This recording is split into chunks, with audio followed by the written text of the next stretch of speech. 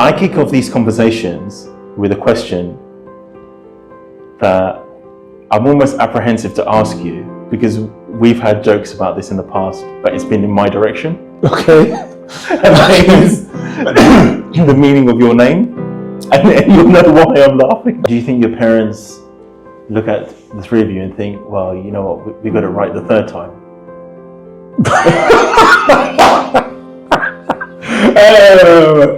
I feel our business has managed to create a product and a purpose where we can empower people, so that actually it's okay to be a cleaner, but we'll help you, for those who want it, to progress your lives so that you can progress. If a cleaner goes sick in most businesses, you're lucky if they even get a call to see if they're okay.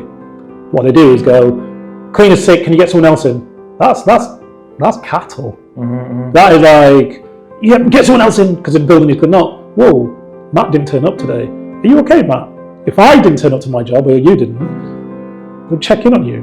And they'd expect you to take some time. No, here they're like looking to replace you in this industry, which is no. So we've humanised the cleaner. I started these conversations to discuss leadership, mentorship, growth, and so much more from voices you may not have heard from before.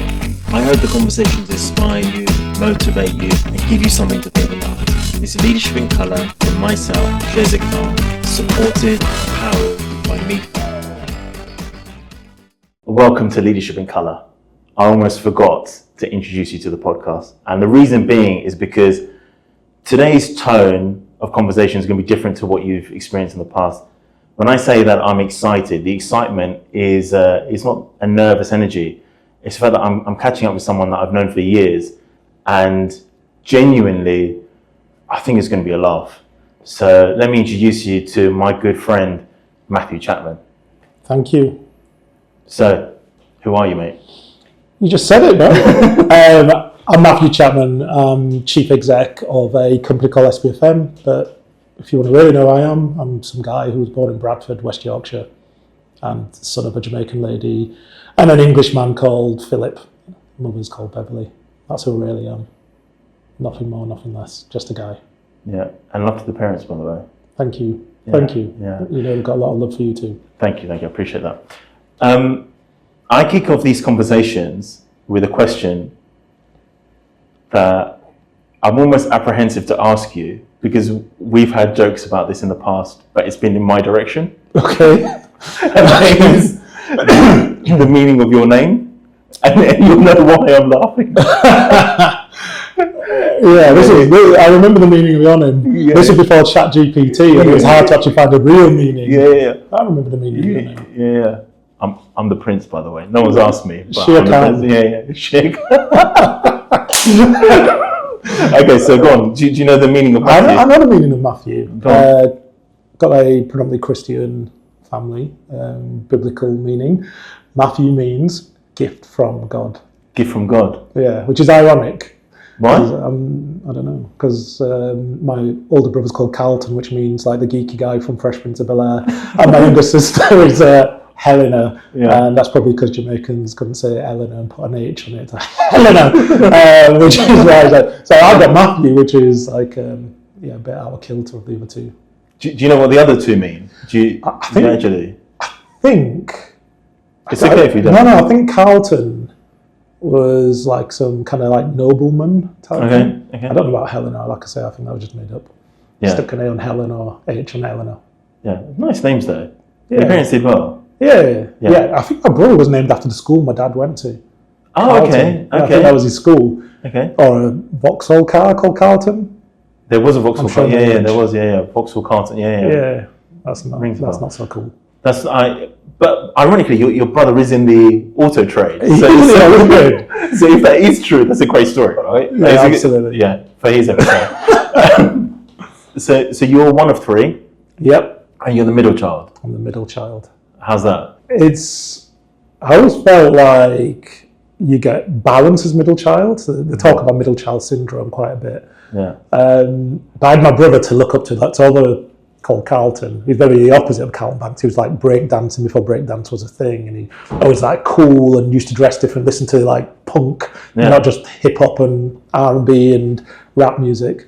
So I always used to follow in his footsteps, and then along comes my younger sister, and then you like become this like forgotten. You feel forgotten. Your younger sister gets all the attention because she's the baby of the group. The older brother's off. She's a girl as well. She's a girl, yeah. The older brother's off doing his thing. He's looked at, and you're like, where do you fit in? But I think you learn both ways. So you get the responsibility of being the big brother to the younger, and then you kind of learn what to do and what not to do from mistakes and lessons learned and wins that your older brother gets. So in hindsight, I think it's a cool position to be in. At the time, you just feel like, a bit left behind. Yeah. And do you think your parents look at the three of you and think, well, you know what, we got it right the third time?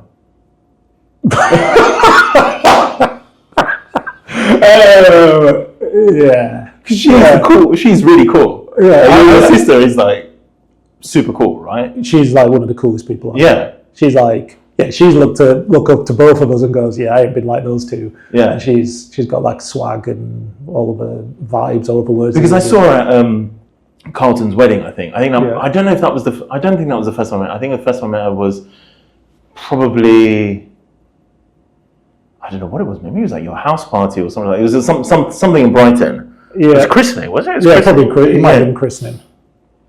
And she just seemed like she's cool. She can sing, dance, clever, hardworking, love for everybody. But I do wonder, because my mum always wanted a girl. Yeah. So if they tried and the third one was a boy, would have been another one and another one. How long would that have gone on for? So it was like kind of my mum's wish to have a girl that she can mould. So they're very different at times to boys. But she got my sister, and she, ironically, we used to just play rugby and football with her, so she's probably more a bloke than me. Yeah. Well, she'll hear this. Yeah. I'm going to say don't tell her that, but yeah. Yeah. So, talk to me about your actual role, because we worked together many, many moons ago. Don't really want to date myself, but you can check it out on LinkedIn if you want to. It's got to be about 15 years ago, I think, actually. Maybe thereabouts. Yeah. We're in the Guardian. I reckon so, yeah. Yeah, so at the Guardian. And we were working in advertising. I still work in advertising. And then you went on to Arsenal? Yep. Sports, hospitality. Right. So talk to me about that journey. Okay.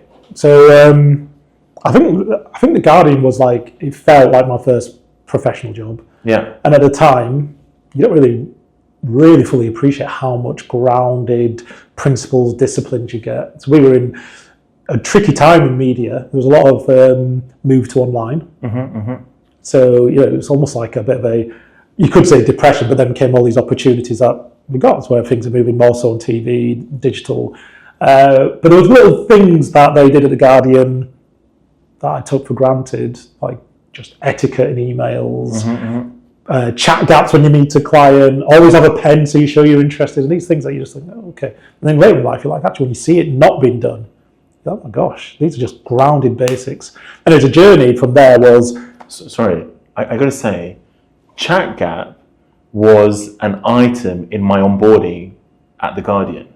I actually had an hour training on the chat gap. Walking, when you meet that person, shake your hand, we're going to walk to the lift, and what happens in that? What happens in that 3 minutes? Because that's your first impression. And that's the detail they had.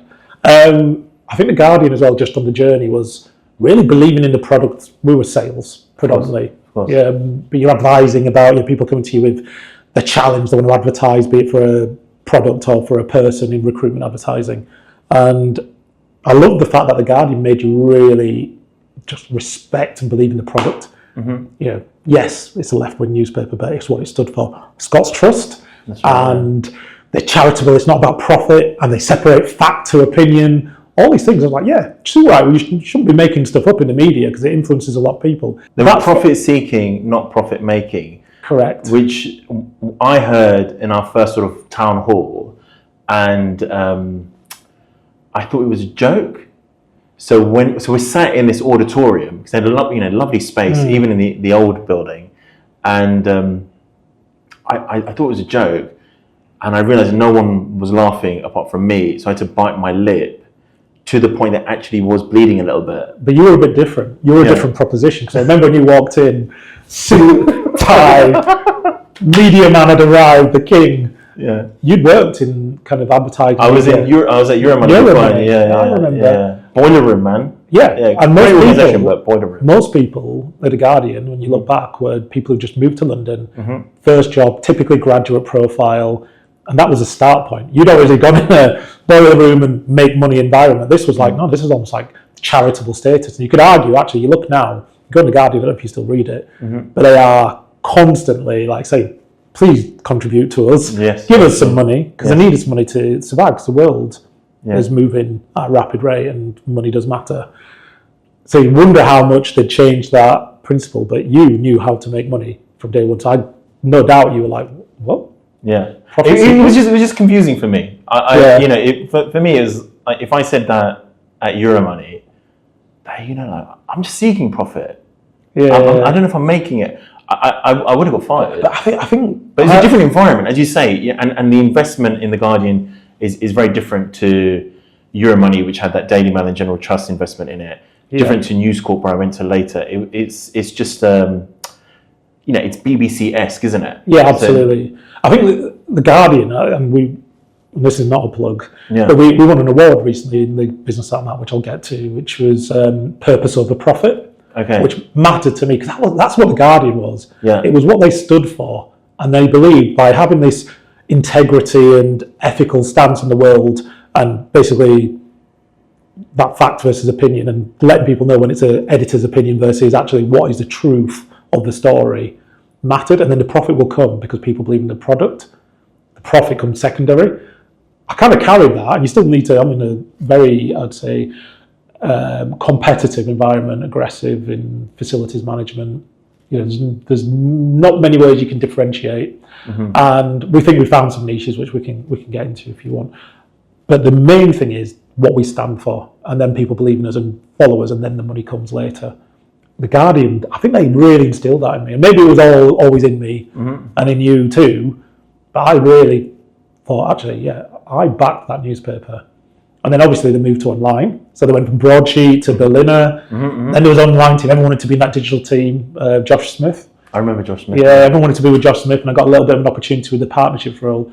And then the best thing happened to me, which actually was a bit of a hurtful time. They offered naturally some redundancies. Okay. And there were a lot of people who were asking to volunteer, and then there was people like, actually, you're going to be made redundant. At that time, you're like, wow, I've been so loyal, and you start realising that ethical business is still ethical, but they have to make a business decision, which was they can't afford to have all these people while things are moving at a rapid rate to online. But it brought an opportunity. And it's funny how the world works, because my opportunity was with Arsenal Football Club, which is a team that we both support. I hope you still do support Arsenal. Of course, yeah. This man took me to my first Arsenal game. I was going to put it out there. It was Arsenal versus Man City. Yeah, it's a good game. Good game. And I didn't realise what a privilege it was. Yeah, because I didn't, you know, and I think football was a huge thing, because you go into an office environment, and especially at a young age, one of the first questions people ask you is like, "What team do you support?" Yeah. I was just like, it's common ground. Yeah, I didn't really have a. My dad didn't really like push a team, whatever. So for me, you took me to Arsenal, and that was about 16 years ago, 15, 16 years ago. So we're at Guardian way before then, actually. And it's always been Arsenal and Palace. So Palace is my local team. Yeah. So it's Arsenal and Palace. This is it. But I mean, you look at these privileges that we get, how magical with the fact that we got to go. Yeah. And how great is it that you remember that first experience and you give other people, and I know you did, you gave loads of other people their first experiences. Yeah. And they owe me, by the way. If you're trying to, but I don't have the tickets anymore. Feel free to come back.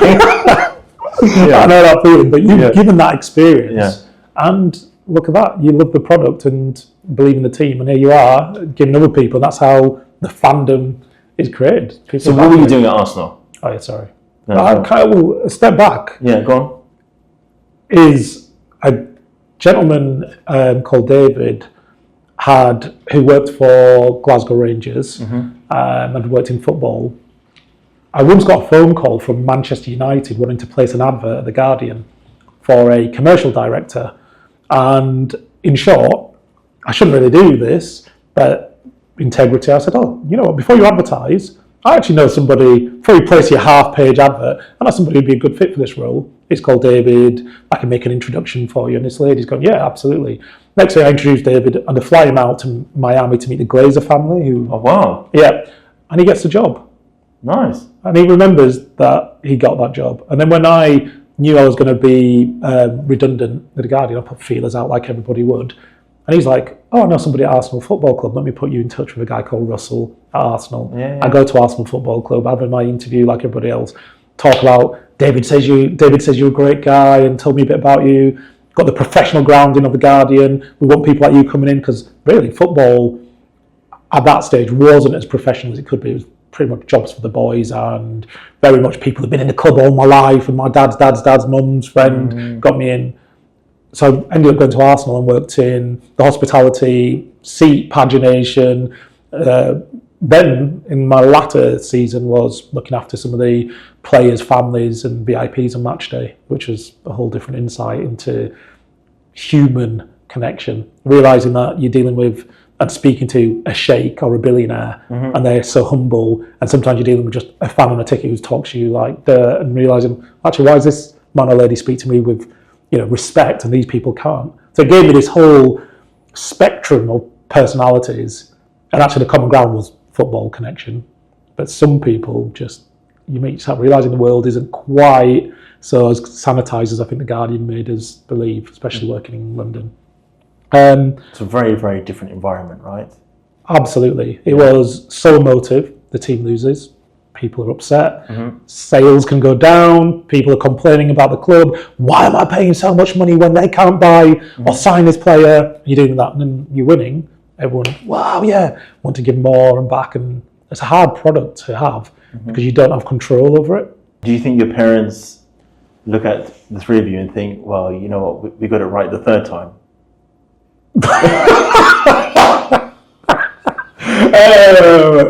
Industry called facilities management. Got to know him, his wife. He starts trying to understand my background. He knows I've done law, I worked in marketing, media, and he's saying, oh, look, he's trying to trap me into this industry that I'd never even heard of, which was facilities management. But he's really selling it. He's like, oh yeah, no, it's not quite as glam, and you don't have this, you don't have that, but we're going places. And then I went for dinner and he was like, and I can only pay you X. That X was twice as much as what I was getting in sports. And I was like, and I just styled it out. I was just like, kept, like really inside, I was like, oh my God. But I just kept still. I was like, okay. Told my wife, and then it was like, we've got to give this a go. We had our daughter on the way, and actually, building that platform for Family Matters. And I took a leap of faith, believed in the guy, did a checkout and jumped into an industry I had no knowledge of, no background experience, but actually felt I could make a difference from these steps and learnings and contacts I'd made previously. And then I moved into facilities management, did business development, marketing, and various different leadership roles. And here I am today, still in facilities management, but I am a shareholder and chief exec of SBFM, which is a very fast-moving, growing facilities management company, which I guess brings together social value principles in an industry that needs it. A lot of the workforce are cleaners, low paid. We're talking national living wage, below the actual standard of living and the cost of living, which is just ironic that it's the national living wage when you can't really sustain life in the UK at that level.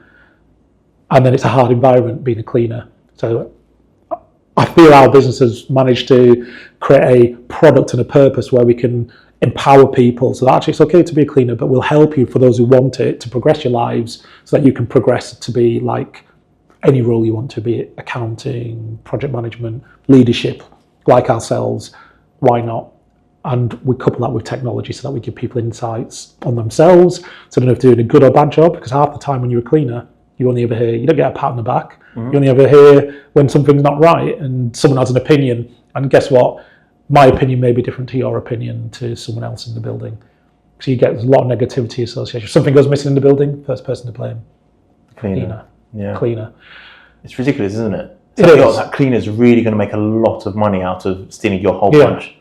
Or like your phone that's 3 years old. Why is this cleaner going to care about it? Why is that more valuable than their job? Correct. And I think where we are now is this I don't know, this privilege that I've been given. Like, my business partner has taken a leap of faith. He did everything. He was butcher, baker, candlestick maker in the business that he started 11 or 12 years ago. And he said, no, actually, you come on and be my chief exec.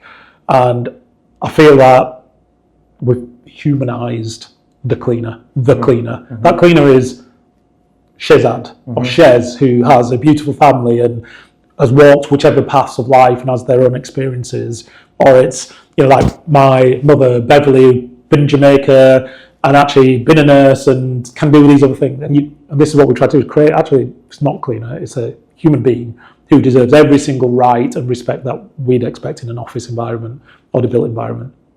If they go sick, in fact, if a cleaner goes sick in most businesses, you're lucky if they even get a call to see if they're okay. What they do is go, cleaner's sick, can you get someone else in? That's cattle. Mm-hmm. That is like, yeah, get someone else in because the building is good. Not, whoa, Matt didn't turn up today. Are you okay, Matt?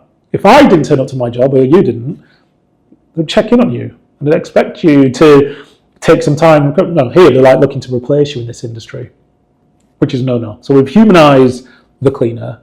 It's a big piece of empowerment, and we're using tech to help people showcase when they've been productive and build out their CVs. So for those ones who have all the different languages, skills, be it the learning qualifications in finance or basic skills in English language, they use that and we'll help them go to their next step, either with us or elsewhere, where everyone else is suppressing and trying to hold back the cleaner. I think the fact that you're humanising this role and these individuals is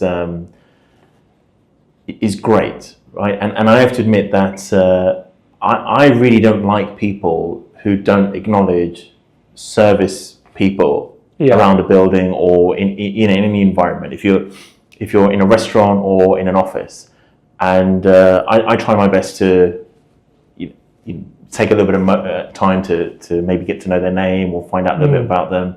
Again, if you can get a little bit of banter going about football, then that's always pretty decent. But broadly speaking, most of them that I come across come from minority backgrounds. Or there's this person that I interviewed previously called Colette, who I don't know if she coined the phrase, but she calls it global majority. So people from the global majority background, right? And I'm going to hazard a guess, and you correct me if I'm wrong, that in your industry, in the facilities industry, it's a bit of a triangle if you think about the weight of people of colour, right? So there's maybe a lot more on the service end and less in the office, or at least there must have been at the beginning. That's absolutely correct. Yeah? So how's that though? Because Guardian was really diverse, media industry is pretty diverse, like going into that environment it's got to be tough. Is it diverse? Think of the demographic in media. Yeah, it is diverse because you're looking at it, but it's typically middle class upwards. It's people who either live in London in media. I know it's expanding and globally. Dubai, there's a big kind of gold rush to Dubai, wasn't there, in the time that we were in media? I know you still are in media, but it wasn't actually that diverse because everybody lived in London at the Guardian, and therefore everybody probably had some form of backing to start out, to pay rent, go to university. So they were actually diverse by look, but they all had a similar grounding background. There was very few that had very little. There was very few, in my opinion, and I don't know everyone's backstory, which is one of our business phrases, everybody has a story. But I would guess that most weren't kind of on the poverty line, and therefore there wasn't much diversity, as in those people who probably had a parent as a cleaner didn't get the opportunity to be in media. And you see that in arts as well.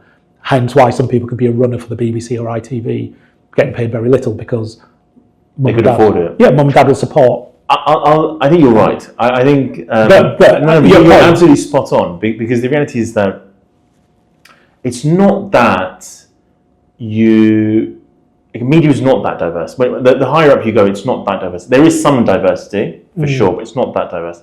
But in our industry, we're very careful about what we say, and some of that might just be, just for the show, right? People might just be pandering to, whatever it is, pandering to HR, pandering to, equality and DEI, and maybe they don't really buy into it. But the fact is that there are still some organizations, most organizations, I would like to think, that try to talk the talk. Maybe they're not walking the walk. How is it on your end? Yeah, there's a lot. There is a lot in the industry who exactly do that. They will Pride Month change the logo. They will Black History Month give 2 stories, and or 3. It'll be Martin Luther King, Rosa Parks, and Nelson Mandela. Yeah. What they won't do is talk about some real challenging issues or give an opinion or a stance on something. Like my business, we'll talk openly. We do Learn at Lunch events where we are bringing people in, and I last year's Black History Month I did the Learn at Lunch, and the last thing I wanted to do was only talk about the people that they already knew. I was going way back, and I was talking about slave trade and why, going back to your original question, why is it that 80% of our workforce is from a ethnic minority or a person of colour? Why did it get there? Because it didn't used to be like that. Egypt, Africa was the richest, literally the richest man ever. Mansour Massa, richest man ever, richer than Elon Musk and all these people put together, was around. How did it get to this? So I'm going to go back to answer your question direct. The British, let's say UK and Ireland demographic is typically, and someone I'm sure will do some research on ChatGPT and tell me I'm wrong, but it's typically like mid 60% white British to non-white British. If you then get into our industry, even our business, 80% is non-white British. So therefore, this is my logic, why? And you can go way back, and I won't do the whole history lesson, but you can guess why. And there are people coming into the country tend to not be British, and they're looking for opportunities to get on the employment ladder. Especially looking in London, it is this melting pot of opportunity. People will get into London and then they're like, right, where can I start? And guess what? There are cleaning jobs. And I got in this business stories of people who started as a cleaner and who were operations directors. But that journey, like coming to the UK with £20 in the pocket and thinking, I need a job, even if they had a degree in Africa, and in this country, someone somewhere is like, oh, that doesn't matter, that's an African degree. That's not quite a Oxford, Cambridge, Newcastle, wherever degree. So your degree is not as important as these ones. So the only job you can get is retail assistant, working in a warehouse, picker, or cleaner. So we benefit from that. My challenge is, if we've got 80% who are non-white, so let's take, we love sports, so let's say that as a sports analogy. That is the academy. That's our academy. That's our starting point on the journey in SBFM or whichever facilities management company. Why is it not slowly changing in the office? So you're absolutely right, the office is nowhere near as diverse. Our office, I think, is more diverse than some. Nowhere near is it showing that this isn't in the last 3 years. This isn't since, lockdown when George Floyd and all that stuff happened and it became more prominent. We're talking years it's been like this. Why are people not progressing? So there's a big suppression that we're trying to unlock, because the only difference with people of colour and people without is the melanin in the skin. Do you think that there has been a slight step change in a positive direction, i.e. more diversity within the back office or headquarters or however you want to describe it? But it's not proportionate, because even if we took it's not, yes is the answer, steps forward. Absolutely, there's things going on in the US and people's stance that probably we shouldn't get into and talk about UK and Ireland, what I feel like in our business I have controls on, but it's not enough. If the UK is 60+%, the office isn't. It's better in ours, it's still not anywhere near what it should be. Why? Because the capability is there.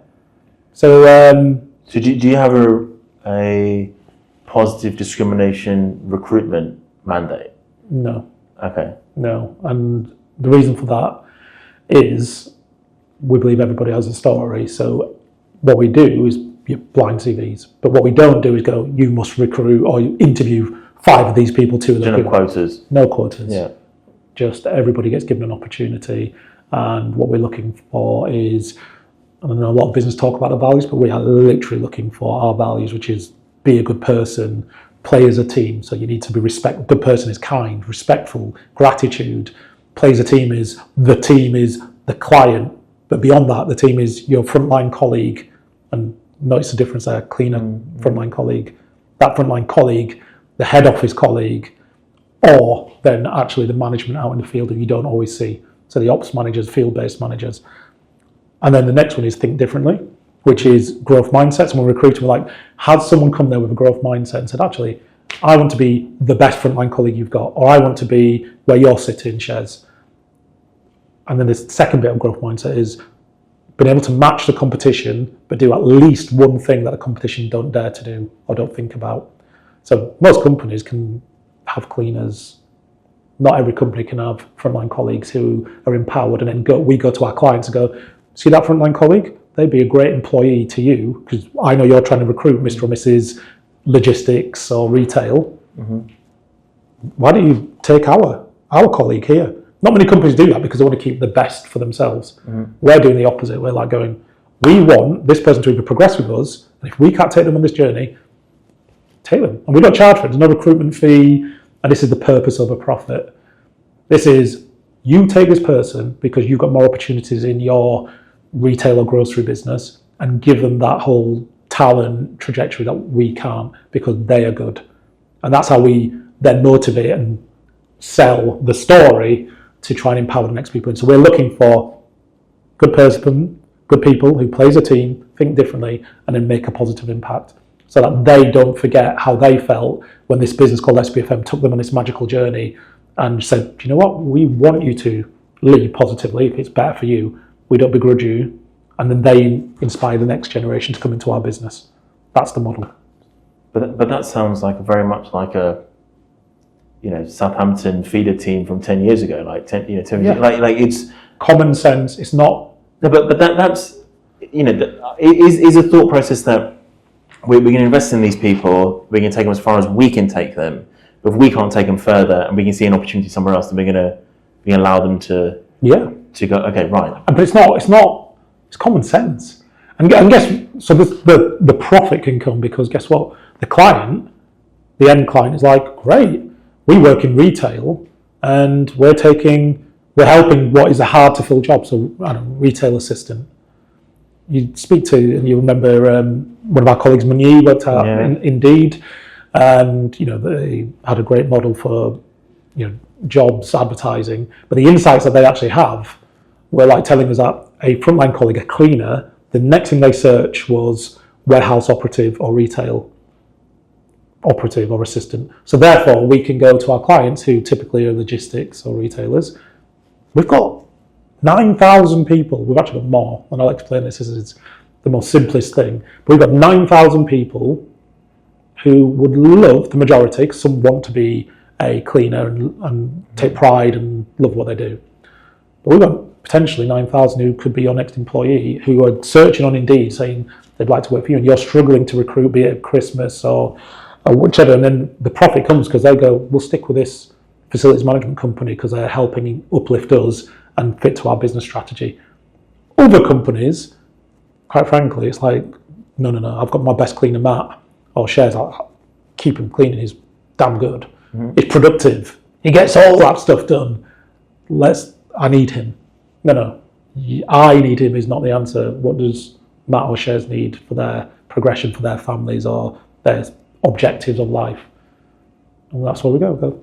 Please speak. So, firstly, I gotta say to my wife, I know you're gonna be laughing at the fact that Matt's calling me a cleaner, and I'm actually not very good at the cleaning in the house. So like have your moment. But I think I do the dishes pretty well, though. To be honest with you, I can imagine. Out of the two of us, I think I do the dishes better. But I'm sure she still controls and rules their house. She's great. So the thing is, what I'm picking up is that the relationship matters, right? Like what it feels like what you're actually doing is cementing your network and your relationship with your clients, appreciating that nothing stands still, right? Because you put a star player from SBFM into client's house, right? Yeah. Then there may be an opportunity for you to work closer with them in the future. There may not be, but at least that's like one of yours, right? Like you it's almost like you're spreading your family far and wide. Yeah. And if something great comes out of it, great. If it doesn't, then it doesn't, right? Yeah. At the end of the day, what you want is to see your people grow and prosper.